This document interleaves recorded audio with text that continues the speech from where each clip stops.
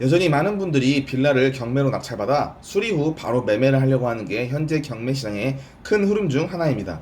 6월 27일 정부에서 발표한 627 부동산 규제에 의해 경매 시장에도 영향을 미치기 시작했습니다.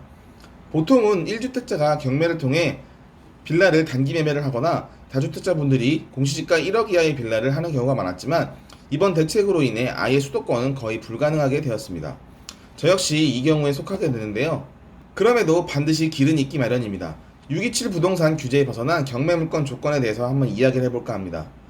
627 대책이 나왔지만 아직 대출 쪽은 완벽한 가이드라인이 정해져 있지 않는 것 같습니다. 그래서 지금 상황에서는 소액으로 찾아볼 수 있는 물건을 5가지로 모아보았습니다.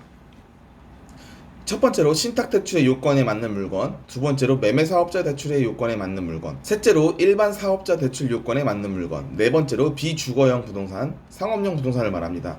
다섯 번째로 비수도권 공시지가 2억 이하의 물건인데요. 정부가 배포한 자료에 따르면 유주택자는 경매 역시 경락잔금 대출도 안 된다고 말을 했습니다. 쉽게 말해 경매 낙찰 잔금이라고 생각하시면 되는데요. 이것을 줄여서 경락잔금이라고 합니다. 그렇기 때문에 나의 명의가 아닌 다른 명의로 대출이 나오는 대출을 알아봐야 되는데요. 그게 바로 1번의 신탁대출과 2번과 3번의 사업자 대출이 나오는 물건입니다. 네 번째로는 이번 규제의 대상이 주택이 아닌 상업용 부동산에 관심을 가져야 하는 건데요. 상업용 부동산은 금리가 높고 경기가 좋지 않은 탓에 많은 사람들에게 관심을 받지 못했습니다. 저 역시 상업용 부동산에 대해서 영상을 몇 개 올렸지만 조회수가 그것을 증명해주고 있습니다. 다섯 번째로는 규제에서 벗어난 비수도권 지역에 경매를 하는 것입니다. 신탁대출은 내 부동산이지만 신탁회사의 명의로 등기를 치게 되는 방법인데요. 장단점이 있습니다. 반공제를 하지 않는다. 세입자를 구할 때 전세는 불가하다. 세 번째로 등기부에는 신탁회사 것으로 나오지만 세금은 내가 낸다. 라는 것으로 간단하게 말해볼 수 있습니다.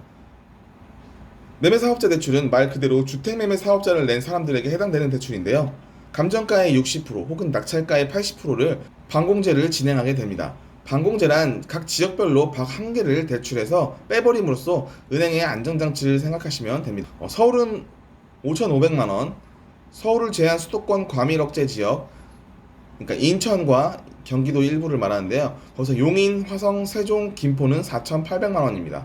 과밀억제 지역을 제외한 수도권의 광역시, 안산, 광주, 파주, 이천, 평택은 2,800만원인데요. 이 반공제 금액을 뺀다는 것입니다. 세 번째로 일반 사업자 대출이 있는데요. 이게 가장 메리트가 있습니다. 감정가의 80% 혹은 낙찰가의 90% 중에서 낮은 금액으로 대출이 나오는데요. 다만 대출 금액이 2억 5천만원 이상이 나와야 된다고 보통은 그러고 있습니다. 지역마다 조금 다를 수 있는데요. 네 번째로 제가 가끔 언급한 상업용 부동산을 노리는 것입니다. 상업용 부동산은 관심이 많이 없어 유찰도 많이 되어 감정가 대비 반토막상가도 꽤 많이 볼 수 있습니다. 또 대출이 주택만큼 나오지 않는 단점이 있는데요. 하지만 자금 여력이 된다면 지금이 적기일 수도 있습니다. 다섯 번째는 수도권이 아닌 비수도권 지역에서 공시지가 2억 이하의 주택을 찾는 것입니다. 공매가 아닌 이상 지방으로 법원을 가던가 물건 때문에 지방을 가야 할 일이 있어 감당이 되시는 분만 하시길 바랍니다. 이쯤 되면 그냥 지켜보는 것도 내 돈을 지키는 하나의 수단이 될 수 있지 않나 라고 생각하실 수도 있는데요. 하나의 수단이 될 수 있지 않나 생각하실 수도 있습니다. 경매를 아예 안 한다면 모르겠지만 만약 이 영상을 보시는 분들이라면 그런 관점도 분명히 생각하실 수 있을 텐데요. 지금은 더 치열해진 경매 시장이 이번 규제로 인해 참여자 수가 현저히 떨어져 유찰이 더 될 수 있다는 생각도 저는 해보고 있습니다. 우리가 현재 관심사는 빌라들이 1회 유찰의 70%인 혹은 2회 유찰인 49%에서 낙찰대가 형성되고 있지만 대출이 안 나오는 분들은 수가 만약에 줄어들어 포기를 하게 된다면 더 유찰될 수 있다는 그런 뜻입니다.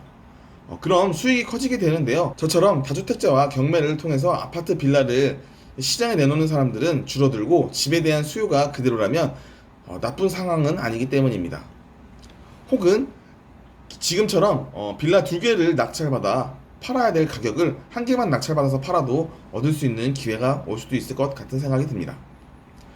저번 주에 발표한 627 대책은 꽤나 강력하다고 전문가들이 입을 모아 말합니다. 실수를 완벽하게 차단하려는 것이 보입니다. 대책이 발표된 지 일주일이 지나 2주차가 되지만 규제에 대한 소급 적용을 하던 것이 627 발표 이전에 제작된 부분들은 예외를 시켜주는 것들로 지금 계속 변형이 되고 있습니다. 현장과 소통으로 인해 조금씩 바뀌고 있는 상황인데요. 경매도 바뀌지 않을까 하는 기대감이 있습니다. 하지만 막연한 기대감을 바라거나 그러기보다는 현재에 맞추어 대응을 하는 것이 좋아 보입니다.